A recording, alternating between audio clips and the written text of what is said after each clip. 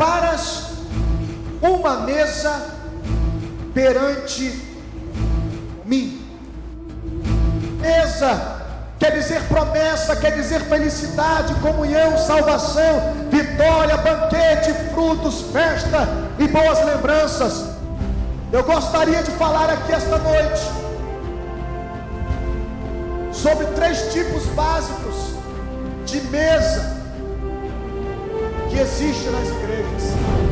A primeira mesa é a mesa do banquete material. A igreja é lugar de você receber alimento do céu. A igreja é lugar onde vamos para receber o banquete espiritual. Não viemos aqui em busca do pão da terra, mas viemos aqui para receber de Deus o alimento espiritual, a mesa do céu. Mas tem a segunda mesa. Qual é a segunda mesa, pastor? A mesa dos cambistas. Aqui não é lugar para comércio, aqui não há lugar para negócio, aqui é casa de oração. Jesus não aceitou esta mesa no templo, mas tem a mesa do banquete espiritual. Mas não são todos que participam desta mesa. Não basta apenas carregar a Bíblia para se assentar a esta mesa. Jesus exige exclusividade. Não podeis participar da mesa do Senhor e participar da mesa dos demônios. O que tem nesta mesa? O que tem nesta mesa? Nesta mesa tem pão, nesta mesa tem vinho, nesta mesa tem sal, nesta mesa tem azeite. Quantos aqui esta noite querem se alimentar destas delícias que Deus tem preparado para nós desta mesa?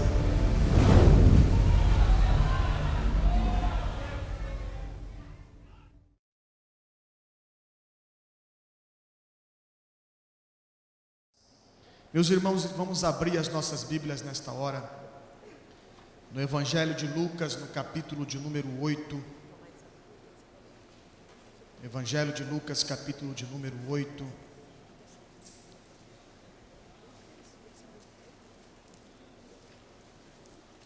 Versículo de número 43.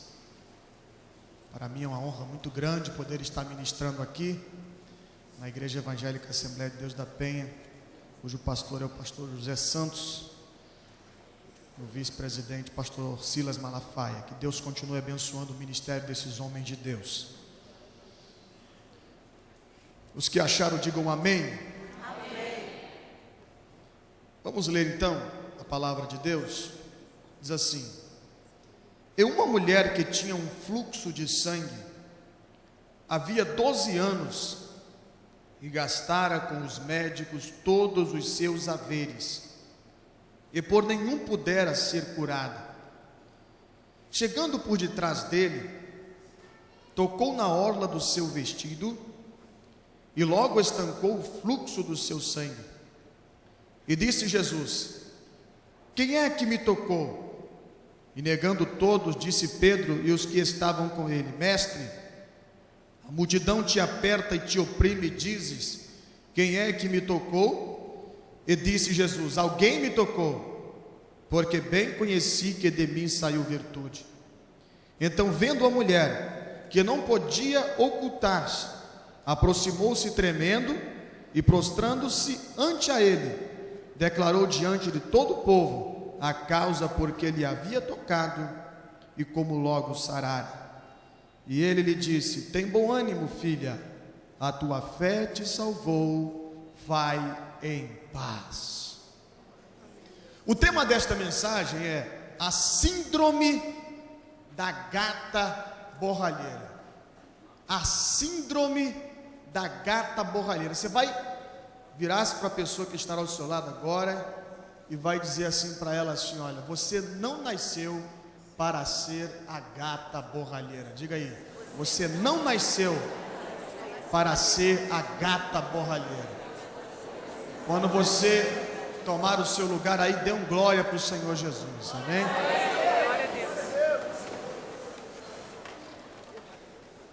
Amados irmãos, nós sabemos que a história da gata borralheira, ela é conhecida em todo o mundo. embora sendo uma ficção, embora sendo um desenho animado, uma história em quadrinhos, infelizmente, essa história é a realidade de muitas pessoas no mundo. E por que não dizer que essa história é a realidade de muitas pessoas que estão dentro das nossas igrejas? E quando eu falo desta história, eu vejo que esta mulher, ela vivia como uma gata borralheira. Esta mulher, ela era portadora de uma doença que o fazia na sociedade judaica uma mulher imunda, e por isso ela vivia à parte, sendo humilhada, sendo desprezada. E esta mulher, em busca da vitória, em busca de resolver o seu problema, a Bíblia diz que essa mulher tomou várias atitudes e decisões erradas na sua vida, que o fizeram piorar a sua situação e fazer com que ela agora perdera todos os seus bens. Mas chegou um momento na vida desta mulher que ela deu uma revanche na situação caótica e crítica da sua vida. Ela agora abriu os seus olhos, ela resolvera encontrar o caminho certo, tomar as decisões certas para ela alcançar verdadeiramente a vitória na sua vida. E é justamente sobre isso que eu quero comunicar aos irmãos aqui nesta noite. É justamente sobre este assunto que eu quero compartilhar com os irmãos aqui esta noite. Sobre quais decisões que foram tomadas por esta mulher, que fizeram ela uma mulher vencedora, que fez ela mudar o rumo da sua história, que fez ela sair de uma profunda crise e alcançar o caminho do sucesso. Quais são as lições na vida desta mulher? Eu gostaria que você não fechasse a sua Bíblia, porque a mensagem que eu vou pregar aqui esta noite é uma mensagem textual, e gostaria que você acompanhasse, para que você possa entender aquilo que Deus quer falar ao seu coração aqui nesta noite. O versículo de número 43 está a primeira atitude, a primeira lição na vida desta mulher, que o fez uma mulher vencedora, mudar a história da sua vida. O versículo de número 43 diz assim: e uma mulher, vou repetir, e uma mulher. No versículo 44 também diz assim, nas primeiras palavras: chegando por detrás dele, tocou na orla do seu vestido.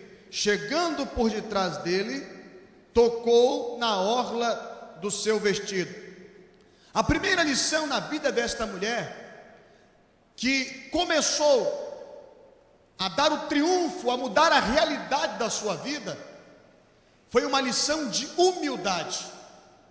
Uma lição de humildade. Por que, pastor Davi Valcárcio, lição de humildade? Primeiro, porque esta mulher, para ela tocar nas orlas da veste de Jesus, ela teve que se encurvar, ela teve que se abaixar, ela teve que quase que se prostrar, e numa situação que não a favorecia, porque havia ali uma grande multidão. Ela poderia se machucar, ela poderia até mesmo provocar um acidente, mas ela não quis saber da multidão, ela não quis saber se ela corria este risco. Ela se humilhou, ela se prostrou diante do mestre e tocou na orla do seu vestido. Segunda lição de humildade nesta mulher é que esta mulher, ela é anônima. Ela sempre será lembrada nas escrituras por ser uma mulher vitoriosa, por ser uma mulher vencedora, por ser uma mulher que tinha uma fé gigantesca, por ser uma mulher que alcançou o sucesso, por ser uma mulher que alcançou o milagre, por ser uma mulher que tocou em Jesus e recebeu virtude dele. Esta mulher, enquanto o evangelho for pregado, ela sempre será lembrada, mas ela não será lembrada por uma estatueta, ela não será lembrada pelas páginas dos jornais, ela não será lembrada por ser enaltecida por ter um nome na sociedade. Esta mulher, ela sempre será lembrada pela sua insistência, pelas suas características de fé, pelas suas qualidades. Esta mulher, embora ela seja anônima, o nome dela não aparece. O que mais aparece aqui em contexto são as suas características.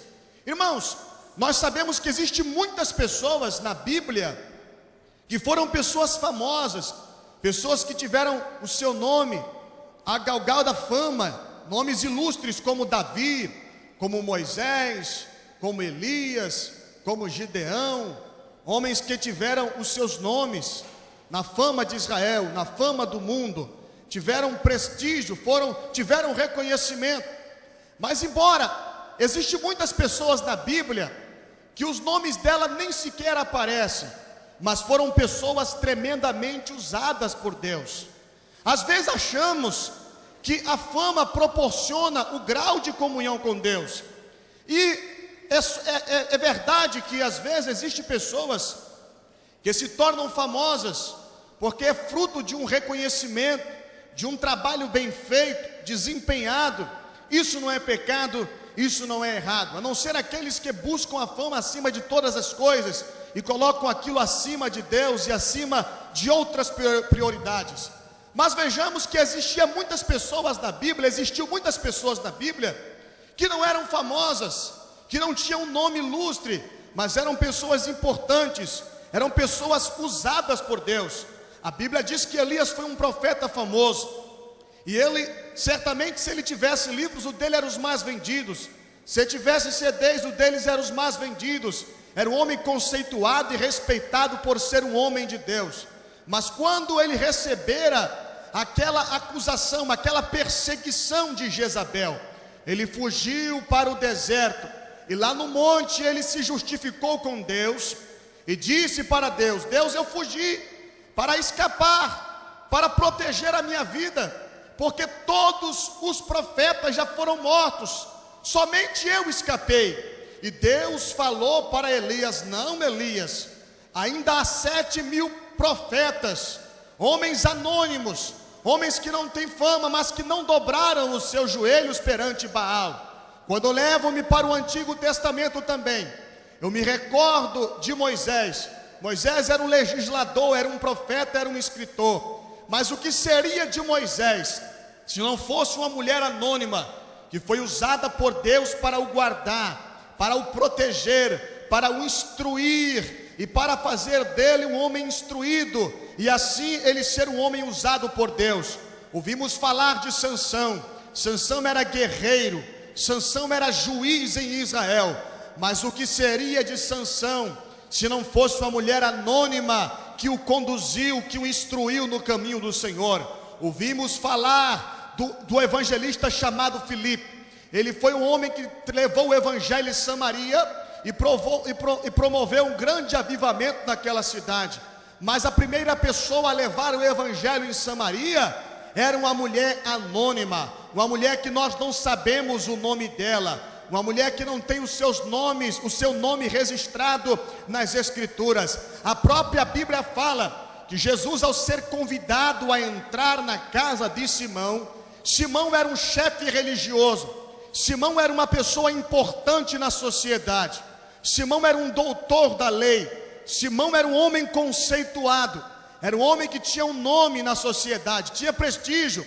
Mas a Bíblia diz que entra na sua casa uma mulher pecadora, uma mulher anônima, uma mulher que não entra sem ser convidada. E a Bíblia diz que Simão, pensando assim: olha, se este homem fosse profeta, ele saberia quem é esta mulher. Jesus, conhecendo o pensamento de Simão, Jesus disse: Simão, eu sei quem é esta mulher. Naquele momento, irmãos, eu vejo aqui um paradoxo. Se eu fosse convidar alguém para vir na minha casa, certamente eu não convidaria uma mulher pecadora, eu preferiria convidar o doutor da lei, porque certamente nós, como seres humanos, nós temos uma tendência natural a julgar as pessoas pelas aparências, aquilo que nós vemos, por aquilo que está diante dos nossos olhos. Mas Jesus é diferente do homem. Jesus é diferente do ser humano, porque Jesus olha a gente por dentro, para dentro dos nossos corações. E Jesus, naquela grande ceia, Jesus estava olhando para o coração daquela mulher. Jesus conta uma parábola para Simão, e o desfecho da história, Jesus diz para Simão: Simão, você sendo um homem importante, você sendo um homem conceituado, eu entrei na sua casa e você não deste água para lavar os meus pés. Esta mulher, sendo uma pecadora, sendo uma anônima, sendo uma mulher desprezada, desde que ela chegou, ela molha os meus pés com as suas lágrimas e as enxuga com os seus cabelos. Você sendo uma pessoa importante, eu cheguei na sua casa e você não me beijou. Esta mulher, sendo uma mulher anônima, ela não cessa de beijar os meus pés. Eu cheguei na sua casa e você não ungiste a minha cabeça com óleo, mas esta mulher unge o meu corpo com o seu perfume precioso. Amados irmãos, aqui esta noite Deus não está olhando para a sua aparência, Deus não está olhando para a marca do seu vestido, para a marca da sua roupa, para a marca do perfume que você colocou. Deus não importa se você mora num palácio ou se você mora numa favela. Deus não quer saber a marca do seu carro, o diploma que você tem. Deus aqui esta noite, Ele está olhando para o seu coração. Se você tem um coração adorador, e se você adora Ele em espírito e em verdade, então Deus recebe a sua adoração e vai marcar a sua história aqui esta noite. Quantos recebem a mensagem de Deus, levante a sua mão e adore o nome do Senhor Jesus. O que acontece, irmãos, é que muitas pessoas querem receber o milagre de Deus, mas não querem se humilhar. Humilhação é dependência de Deus. Nós vivemos numa era de arrogância, onde as pessoas se declaram autossuficientes. Deus só vai nos usar, Deus só vai operar os milagres na nossa vida quando nós nos humilharmos diante dEle. A Bíblia diz que o orgulho e a soberba afastou Adão e Eva do jardim. O orgulho e a soberba afastou Saul do seu reino. O orgulho e a soberba afastou Nabucodonosor do seu palácio e o fez morar na sociedade dos animais. Irmãos, quando nós temos orgulho, Deus resiste o nosso ministério e resiste a nossa vida. A Bíblia diz que Deus dá graça aos humildes, porém resiste aos soberbos. A Bíblia diz que Deus exalta aqueles que se humilham, porém abate aqueles que são exaltados.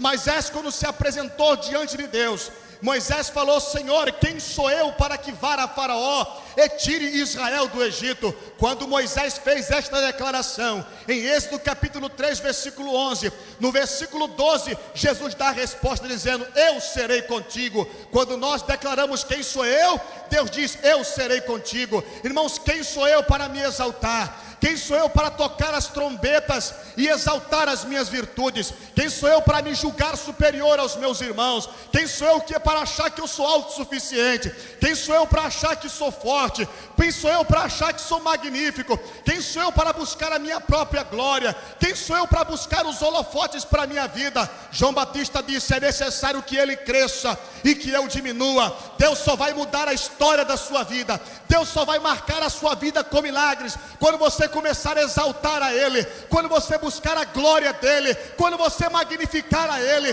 quando você exaltar a Ele, quando você adorar a Ele, quando você exaltar a Ele. E se você veio aqui para adorar a Ele, para buscar a Ele, para magnificar a Ele, então você vai levantar a sua mão e vai adorar ao Rei dos Reis e Senhor dos Senhores.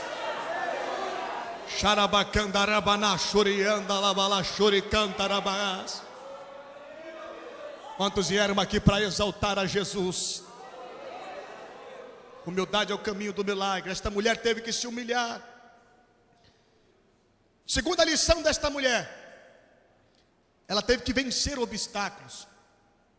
Irmãos, para nós termos sucesso na vida espiritual ou em qualquer área da nossa vida, nós encontraremos obstáculos. Os obstáculos fazem parte da jornada do vencedor. A vida não é um mar de rosas. A vida não é uma vida de chocolate. Não é tapetes almofadados.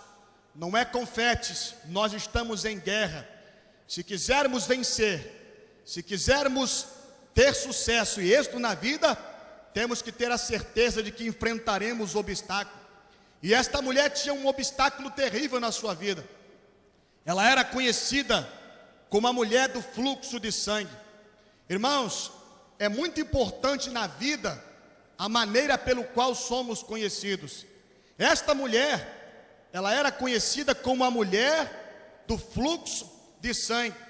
Infelizmente, amados irmãos, muitas pessoas são queimadas, não recebem a vitória pela maneira pelo qual elas são conhecidas. Pergunte para a pessoa que está ao seu lado, diga assim, olha, delicadamente pergunta assim, olha, como você é conhecido? Delicadamente, como você é conhecido?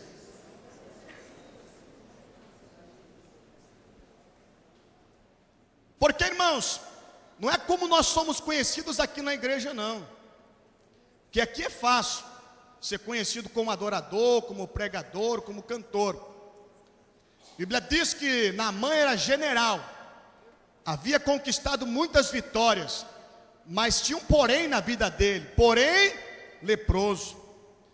O povo judeu, de tanto ser judiado, era conhecido como, de tanto ser judiado, a palavra judiar, de sofrer, então esse povo passou a ser conhecido no mundo inteiro como um povo sofredor, como um povo maltratado, como um povo sofrido.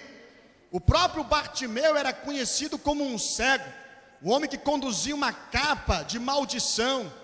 Há muitas pessoas que são conhecidos como fofoqueiro, aquela pessoa que olha, não conta um segredo para esse irmão, porque esse irmão não guarda segredo.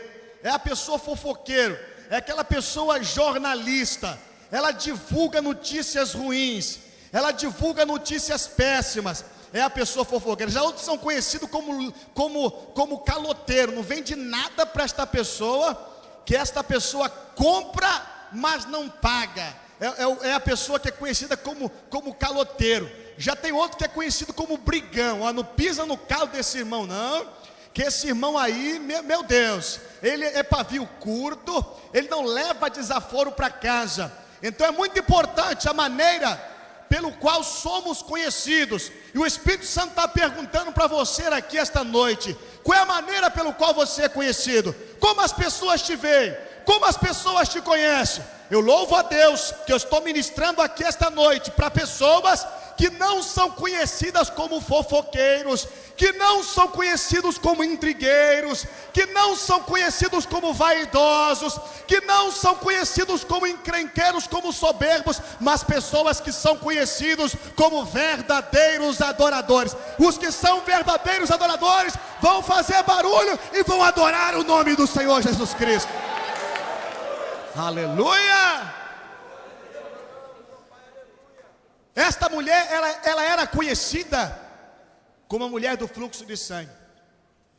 Isso aqui é uma realidade, irmãos, na vida de muitas pessoas.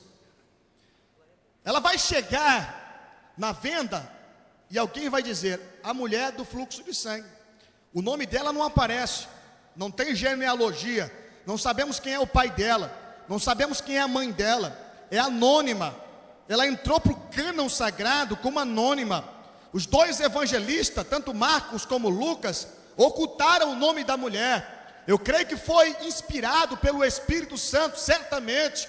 Então, ela era conhecida na história de Israel, ela era conhecida pelo povo da sua época como a mulher do fluxo de sangue. Aquela mulher chegava na padaria, quem chegou aí? A mulher do fluxo de sangue. Aquela mulher estava entre os seus vizinhos, quem mora aí? A mulher do fluxo de sangue. Aquela mulher está andando pela rua, quem está passando? A mulher do fluxo de sangue. Você conhece aquela mulher? Quem? Qual é o nome dela? Não sei. Então como é que ela é? Todo mundo aqui conhece ela como a mulher do fluxo de sangue. Irmãos, isto é uma realidade de muitas pessoas. Tem pessoas que são marcadas pelos seus problemas. Tem pessoas que são marcadas pelas suas angústias. Quantas vezes, irmãos, na história da minha vida eu presenciei pessoas falarem assim, olha, você conhece aquele irmão? Você sabe quem ele é? Eu não sei não. Qual é o nome dele? Nós não sabemos. Aquele irmão que manca da perna, é o manquinho. O irmão manquinho, eu sei quem é. O irmão que manca, eu sei quem é. Agora já sei quem é. Então as pessoas não o conheciam como o irmão fulano, mas o irmão que manca. Às vezes a pessoa é conhecida como o irmão ceguinho, ou como a irmã ceguinha, ou às vezes a irmã é conhecida como aquela que tem um filho presidiário. Você conhece aquela irmã? Qual irmã? A irmã do ciclo de oração, aquela que ora. Mas eu não sei, tem tanta irmã do ciclo de oração, tem tanta irmã que ora, tem tanta irmã que dá glória a Deus. Aquela irmã que tem um filho presidiário. A irmã do filho presidiário. Eu sei quem é, eu conheço, agora eu sei quem é. E às vezes somos marcados pelos nossos problemas. As pessoas não conhecem o nosso nome, não conhecem a nossa história, mas somos identificados, somos vistos, somos caracterizados, somos intitulados, somos enquadrados, somos observados pelos nossos problemas. É uma marca que está na nossa vida, e as pessoas só olham para ele. Nós somos chamados pelos nossos problemas, nós somos identificados por ele. Esta era a história desta mulher. Esta mulher, ela era caracterizada, ela era selada com este problema. Irmãos, existem muitas pessoas que têm a história da gata borralheira. Aquela moça que era vítima dos maus tratos das suas irmãs. Ela vestia as roupas mais feias, ela era uma escrava, ela era maltratada, ela era vítima daqueles maltratos, daquele preconceito que vivia no seio da sua família. Irmãos, eu quero dizer uma coisa para você aqui esta noite.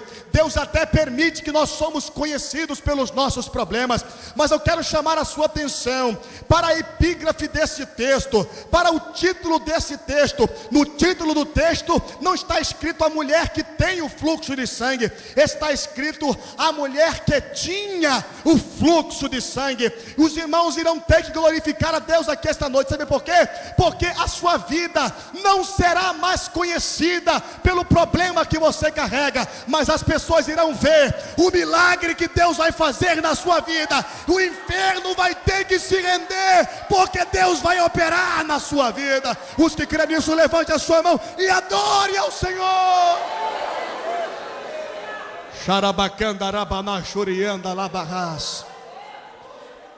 Você não vai ser mais conhecido como crente que pede emprestado, mas será conhecido como aquele que vai emprestar.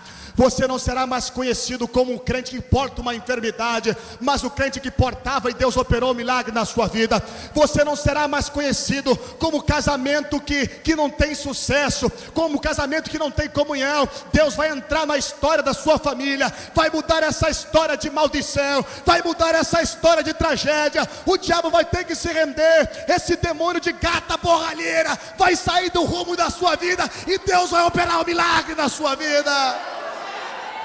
Você crê nisso? Levante a sua mão e adore ao Senhor. Aleluia. Você não nasceu para ser a gata borralheira. O diabo está querendo afundar a sua vida, colocar em você um complexo de inferioridade, dizer para você que você é um ninguém. Irmãos, está escrito na Bíblia, no Evangelho de João capítulo 1 versículo 12: todos quanto creram nele, deu-lhes o poder de serem feitos filhos de Deus. O que você é, igreja do Senhor? O que você é? Você é filho de Deus. O que você é? Você é filho? Você é filho de Deus? Você é filho de Deus. E o que Jesus é? Jesus é rei. Apocalipse 17:14 diz: e estes combaterão contra o Cordeiro, e o Cordeiro os vencerá, porque ele é o Senhor dos senhores e o Rei dos reis. Vencerão os que estão com ele. Se Jesus é rei, e se nós somos filho dele, o que nós somos? Nós somos príncipes. Está escrito lá em 1 Pedro capítulo 2 versículo 9: mas vós sois geração eleita, o sacerdócio real, nação santa e povo adquirido. Nós não fomos colocados nesta terra para ser cauda, nós somos colocados para ser cabeça. Nós não fomos colocados nesta terra para ser dominado, nós somos colocados nesta terra para dominar. Nós não fomos colocados nesta terra para ser pisado pelo inferno, nós somos colocados nesta terra para pisar em cima do inferno. Nós não fomos colocados nessa terra para sermos derrotados, mas fomos colocados nesta terra para sermos vencedores. Você não é gata borralheira, você não está sob efeito de maldição, porque você é a igreja de Jesus Cristo. As portas do inferno não prevalecerão contra a igreja do Senhor Jesus Cristo. Você é vencedor. Os que recebem esta mensagem, levante a sua mão e exalte ao Senhor Jesus. A terceira lição na vida desta mulher é que ela não desperdiçou a maior oportunidade da sua vida. O versículo de número 43 diz assim: é uma mulher que tinha um fluxo de sangue e havia 12 anos e gastara com os médicos todos os seus haveres, e por nenhum pudera ser curada. Note, amados irmãos, irmão esquerdo, servos do Senhor, que esta mulher, ela pratica o desperdício quando ela não conhecia Jesus. Desperdiçou todos os bens dela. A palavra desperdício significa gastar inutilmente. A palavra desperdício significa gasto desnecessário.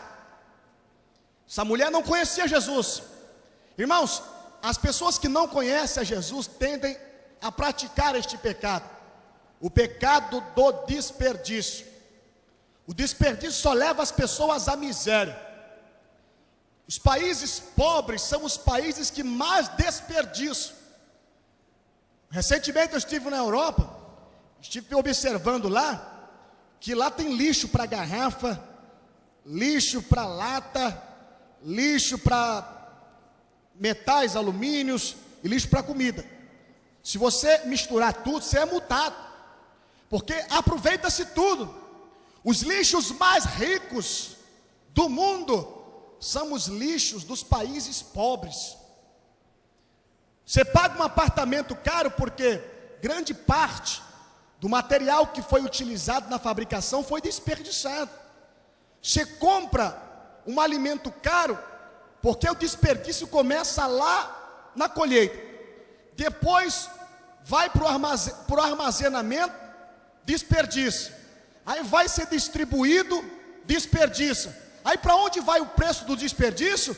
Vai para o bolso do consumidor. O desperdício é uma tragédia. O desperdício leva à miséria. E o nosso Deus nos dá o exemplo que Ele é o primeiro economista do universo. Ele foi o primeiro a economizar. Uma prova disso está na criação. Deus é economista porque Ele se organiza para fazer a criação, para criar todas as coisas. Ele mostra-se um Deus organizado.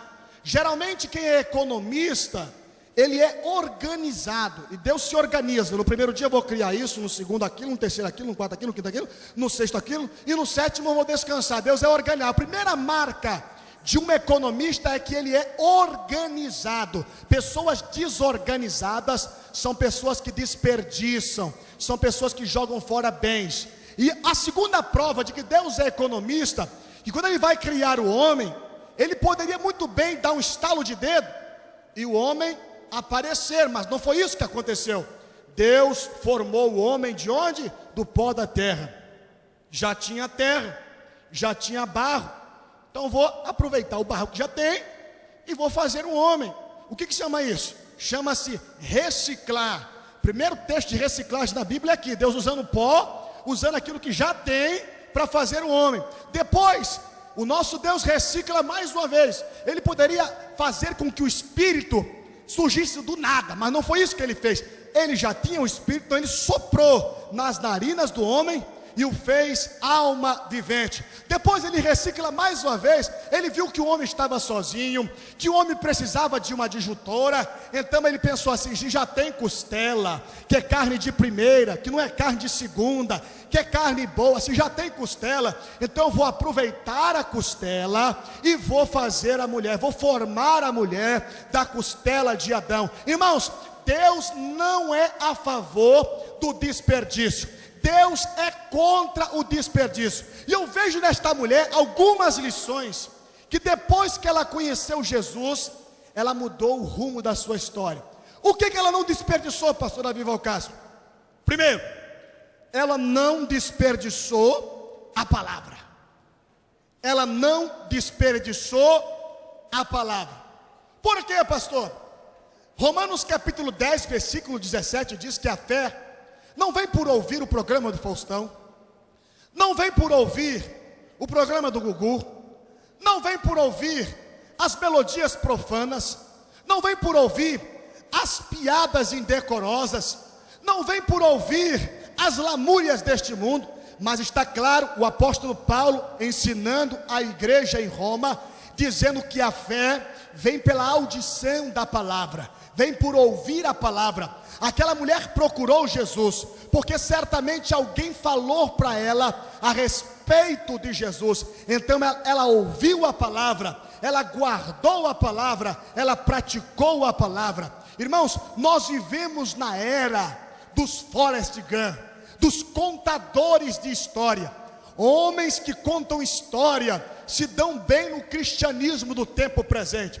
Nós vivemos numa era do desprezo pela palavra. A própria Bíblia diz que a palavra é chamada de pão da vida. A própria Bíblia diz que a palavra é pão que alimenta. E o nosso Jesus multiplicou mais pães do que peixe. Quando aquela multidão foi alimentada com os pães, a Bíblia diz que o pão que sobrou foi jogado fora, sim ou não? Foi jogado no lixo, sim ou não? O pão que sobrou juntou-se 12 cestos cheios de pães. O que foi feito com aquele cesto, pastor? Certamente não foi jogado fora. Ninguém ajunta cesto de pães para jogar o pão fora. Se ajunta cesto cheio de pães, porque o pão vai ser útil. O que foi feito com o pão, pastor? Não sei. Quem sabe foi feito rabanada, quem sabe foi feito pudim, quem sabe foi feito torrada, quem sabe foi feito quibe. Eu não sei o que foi feito com aquele pão, mas o pão não foi jogado fora, porque o pão de Deus não pode ser desperdiçado. O pão de Deus não é para ser jogado no lixo. O pão de Deus não é para ficar ao léu. O pão de Deus não é para ficar menosprezado no canto de lado. Nós estamos vivendo na igreja da palavra. A Bíblia diz que Eutico dormiu e caiu como um defunto, porque ele desprezou a palavra. Nos dias de Elimeleque, ele saiu da terra de Belém. Belém significa casa do pão. Quando falta pão na casa do pão, as pessoas vão buscar pão em Moabe, e o pão de Moabe é venenoso. Quando Elimeleque chegou lá, passaram-se alguns anos, ele morreu, e morreu com ele os seus 2 filhos, porque o pão de Moabe leva à morte, o pão de Moabe leva à ruína. A Bíblia diz que na terra de Canaã faltou pão nos dias de Jacó, e sabe o que ele fez? Mandou os seus filhos comprar pão do Egito. Quando falta pão na terra de Canaã, a terra que mana leite e mel, as pessoas vão buscar o pão do Egito, as pessoas vão comprar o pão do Egito. Mas eu louvo a Deus que estou diante de uma igreja que não precisa ir buscar pão em Moabe, que não precisa comprar pão do Egito, porque tem pão aqui nesta igreja. Tem homens que pregam a palavra, tem homens que vivem a palavra. Aqueles que gostam da palavra, levante a sua mão e adore o nome do Rei dos Reis. Aleluia. Igreja da palavra, aquela mulher não desprezou a palavra. Segundo desperdício, aquela mulher não desperdiçou o seu talento. Qual é o talento desta mulher? O talento desta mulher é a fé. Jesus elogiou a fé desta mulher. Ele disse: vai em paz, mulher, a tua fé te salvou, tu já está curada deste mal. Jesus elogiou a fé desta mulher. Jesus elogiou a atitude desta mulher. Irmãos, nós temos que receber elogio de Jesus pela nossa fé. Que talento você tem enterrado nas mãos de Deus? Não vem com essa história de dizer que você não tem talento. A parábola dos 10 talentos, o número 10 da Bíblia, é o número das coisas completas, é o número da totalidade. Isso indica, isso referencia que todos nós temos um talento, todos nós recebemos de Deus algum talento, iremos prestar contas com Deus. A parábola dos talentos em Mateus capítulo 25 retrata essa história. A Bíblia diz que um recebera 5 talentos, granjeou, mais 5 ficou com 10. O outro recebera 12, granjeou mais 2 e ficou com 4. Mas o que recebera 1 talento, enterrou o seu talento, afundou o seu talento. Há pessoas na Bíblia, irmão, há pessoas na igreja, irmãos, que têm talentos de orar, mas não oram. Tem talentos de aconselhar, mas não aconselham. Tem talento de pregar, mas não pregam. Está afundando o seu talento, está desprezando o seu talento. Lembra-se do filho pródigo. O filho pródigo, por desperdiçar todos os seus bens, ele foi parar na miséria. Talvez você esteja pensando assim: pastor, mas não existe oportunidade para mim mostrar o meu talento, não existe oportunidade para me sobressair. Irmãos, você não precisa galgar a fama, você não precisa ser aplaudido para mostrar o seu valor na obra de Deus. A Bíblia diz que os maiores exemplos de fé na Bíblia não era o de Pedro, não era o de Paulo, não era o de João, não era o de Filipe, não era o de Bartolomeu. Os maiores exemplos de fé na Bíblia eram de pessoas que nem sabemos o nome dela. Ué, pastor, isso é verdade? É verdade. Quantas vezes os apóstolos foram exortados por Jesus, porque eram homens de pouca fé. Homens de pouca fé, porque duvidastes? Até quando estarei com vocês? Até quando estarei ao lado de vocês? Jesus disse: porque sois tímidos, quando eles estavam na tempestade. Jesus exorta a fé daqueles homens. Agora é diferente com esses personagens que eu vou falar aqui. Um centurião, não sei o nome dele, não sei de quem era ele filho, não sei quem era o pai dele, não tem genealogia na Bíblia falando sobre ele. Mas Jesus fala assim: olha, eu quero ir na sua casa, eu quero ir na sua casa, eu quero curar o teu servo. Ele fala assim: não, Senhor, eu sou uma autoridade, eu sei o que era autoridade, eu não sou digno de receber você na minha casa. Ó Senhor, diga apenas uma palavra, eu sei que meu servo será curado, porque eu sou um homem que tem autoridade. Eu digo ao meu servo: vai, ele vai. Eu digo: vem, ele vem. Diga apenas uma palavra e eu sei que meu servo será curado. Irmãos, eu creio que Jesus abriu a sua boca, olhou para um lado e falou: uau, meu Deus. Olhou para os discípulos, olhou para a multidão e falou: olha, em Israel eu não vi uma fé como essa. Em Israel eu não vi uma fé como essa. Em Israel eu não vi uma fé como essa. O outro exemplo é de uma mulher que nem judia ela era. Quem ela era, pastor? Ela era Sirofenícia.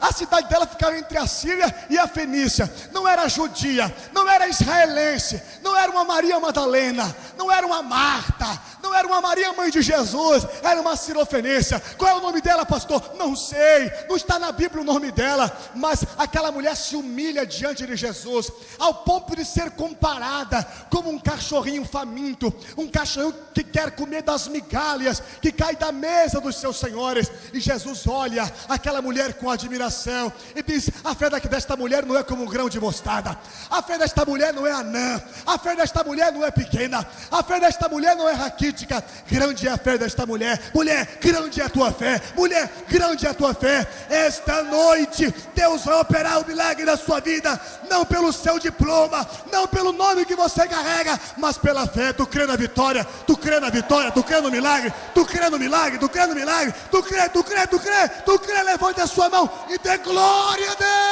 Deus.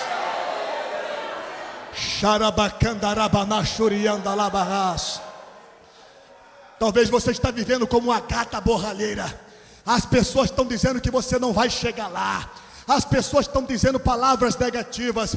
Vai aparecer homens da sinagoga e vão dizer: não incomodes o mestre, porque a tua filha já morreu, já não tem mais esperança. Vai aparecer Jezabel para te acusar e para te perseguir, até você fugir para o deserto. Vai aparecer homens da multidão e vai dizer: não clames mais, Bartimeu, não clames mais, não incomodes o mestre. E Bartimeu vai começar a clamar a Deus mais alto.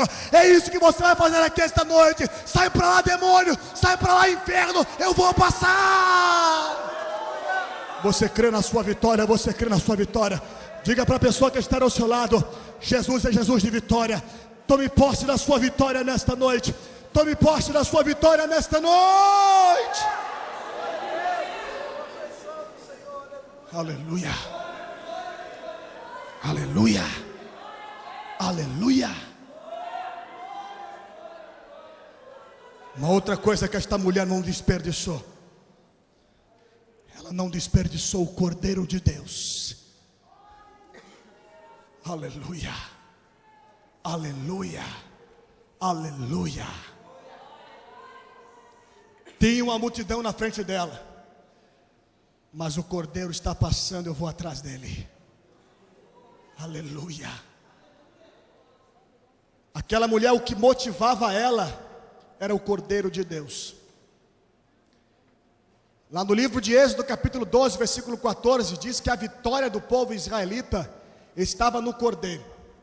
Deus havia orientado: o Cordeiro vai ser sacrificado, vai pegar o sangue do Cordeiro, vai aspergir sobre os umbrais, o anjo da morte vai passar. Quando ele olhar nos umbrais da porta e viu o sangue do Cordeiro, então a morte não vai chegar dentro daquela casa. Mas Deus dá uma orientação ao povo: o povo tem que comer do Cordeiro todo. Se uma família não for suficiente para comer o Cordeiro todo, junte 2 famílias, junte 3, mas não pode sobrar Cordeiro.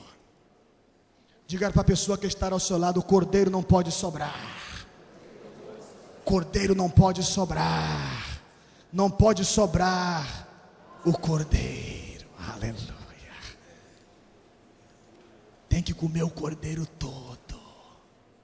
Aleluia. Aleluia. Aleluia. Tá ligado? Tem que comer o Cordeiro todo. Comer o Cordeiro todo. Nós vivemos numa era, irmãos, Jesus nunca foi colocado tão de lado. Essa mulher aqui, ó, queria saber de ninguém não, o negócio dela era com Jesus. A fome dela de Jesus era tão grande.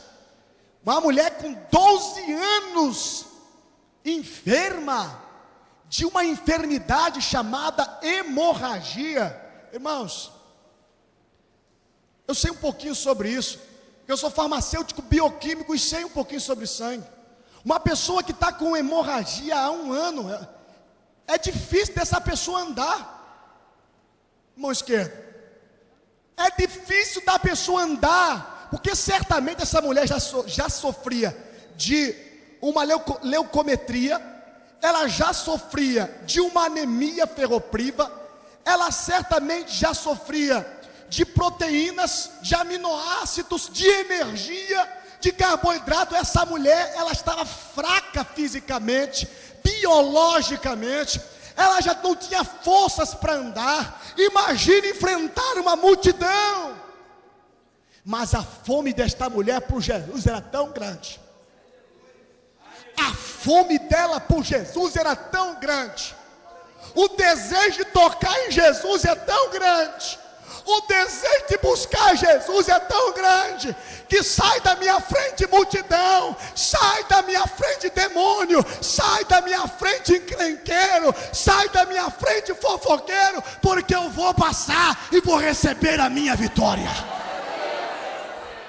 Xarabacanda rabanachurianda, xarabacanda rabanachurianda. Aleluias, aleluia. Sabe por que muitas pessoas não recebem vitória? Porque nós vivemos hoje num cristianismo centralizado no homem.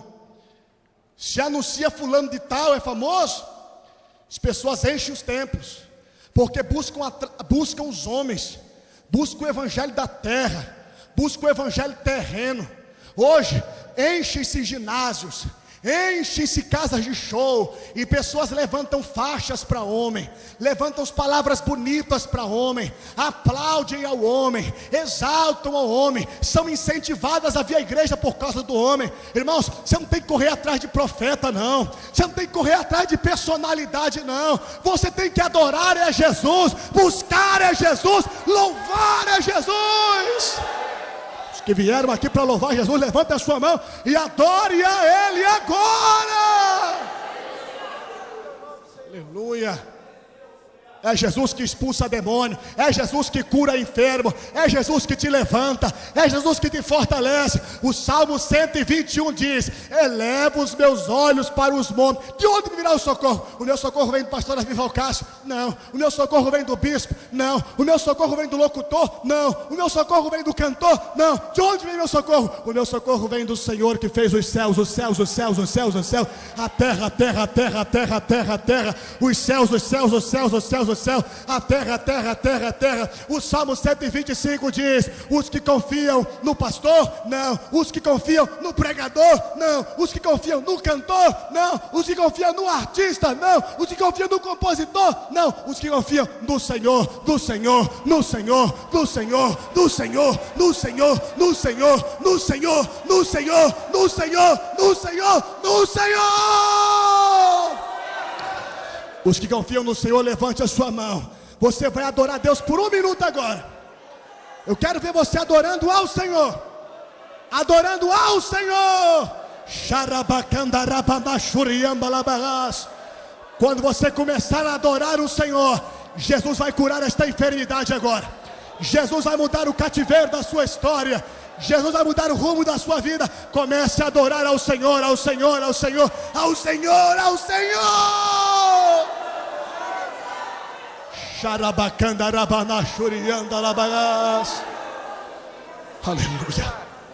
aleluia, aleluia, aleluia, aleluia, aleluia, aleluia, aleluia, aleluia, aleluia.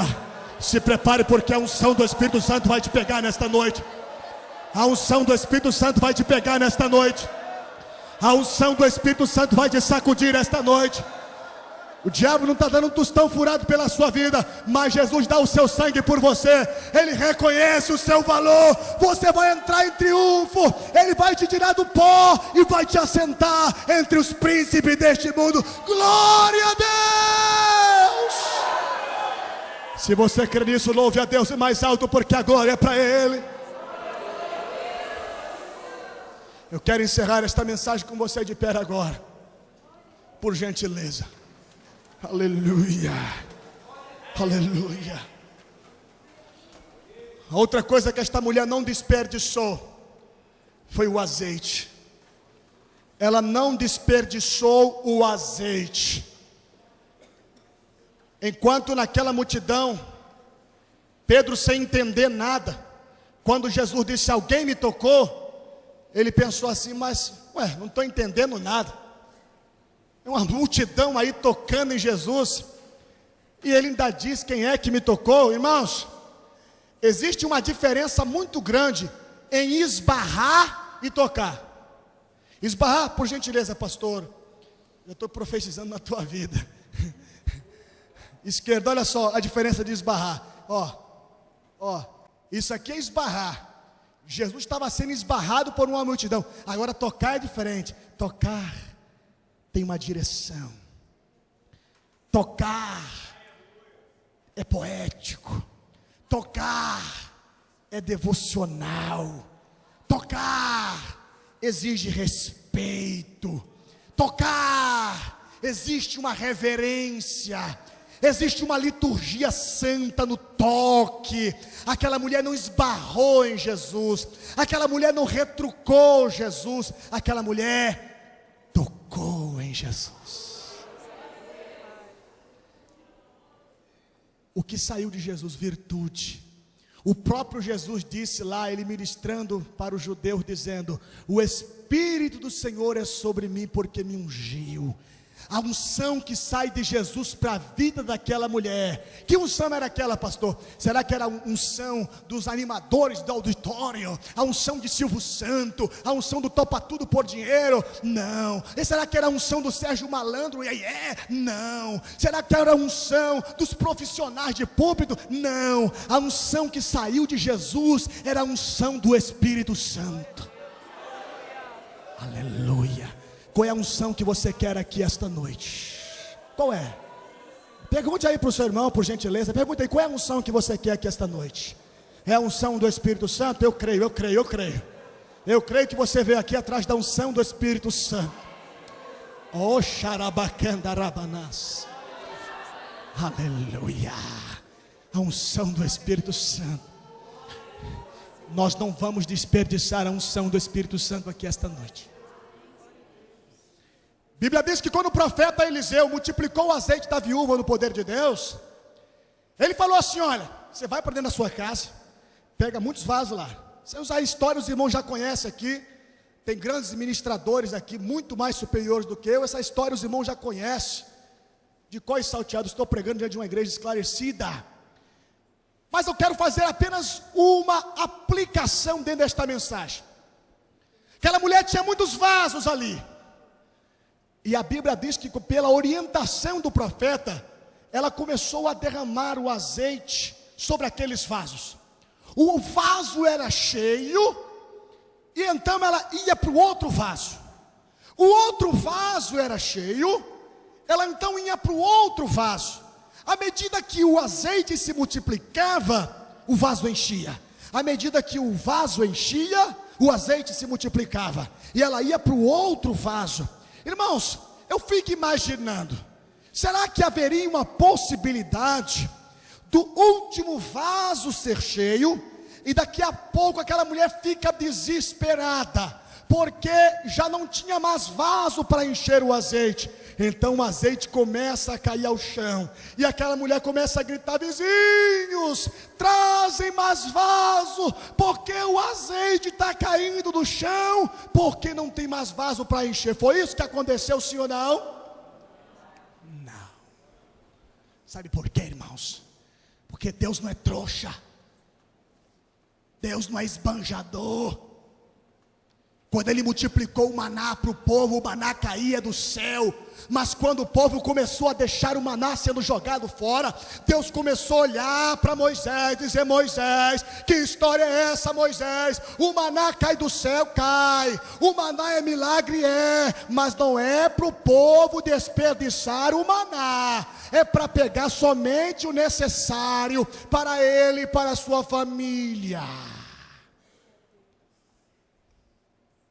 Eu vejo que o problema das igrejas hoje não é a falta do azeite, é a falta do vaso. Porque não pensa que a unção do Espírito Santo não é para o microfone, unção do Espírito Santo não é para guitarra, unção do Espírito Santo não é para banco, unção do Espírito Santo não é para objeto, a unção do Espírito Santo é para vaso.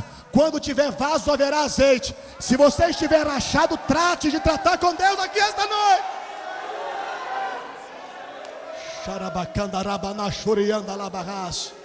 Não se preocupe não, porque o oleiro já chegou adiantado, e as mãos dele estão ansiosas para tocar na sua vida e fazer de você um vaso novo, um vaso novo, um vaso novo, um vaso novo, um vaso novo, um vaso novo. Glória a Deus!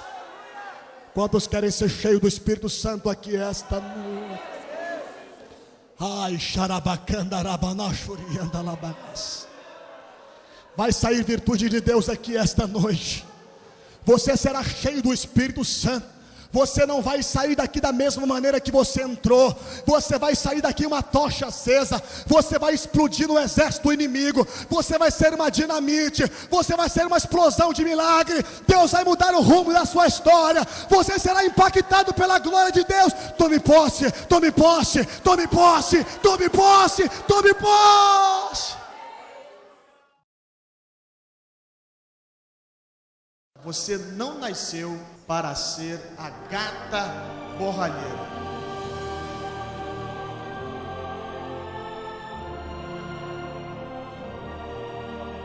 nós temos uma tendência natural a julgar as pessoas pelas aparências, mas Jesus é diferente do homem.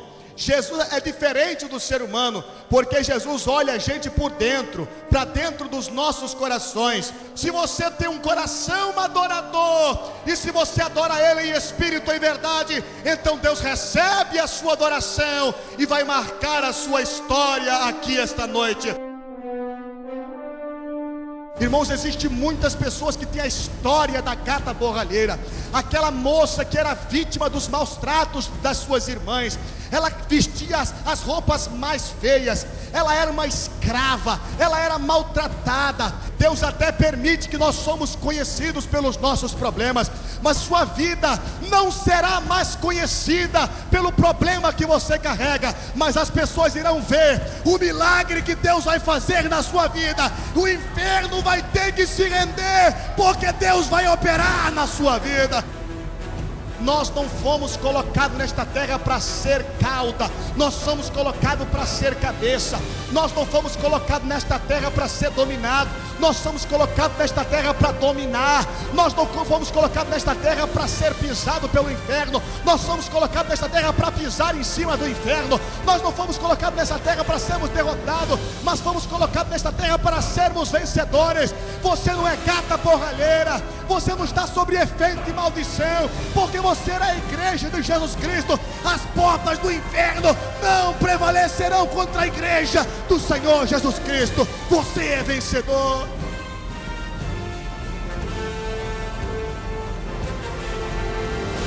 Deus vai entrar na história da sua família, vai mudar essa história de maldição. Esse demônio de gata borralheira vai sair do rumo da sua vida, e Deus vai operar o milagre na sua vida.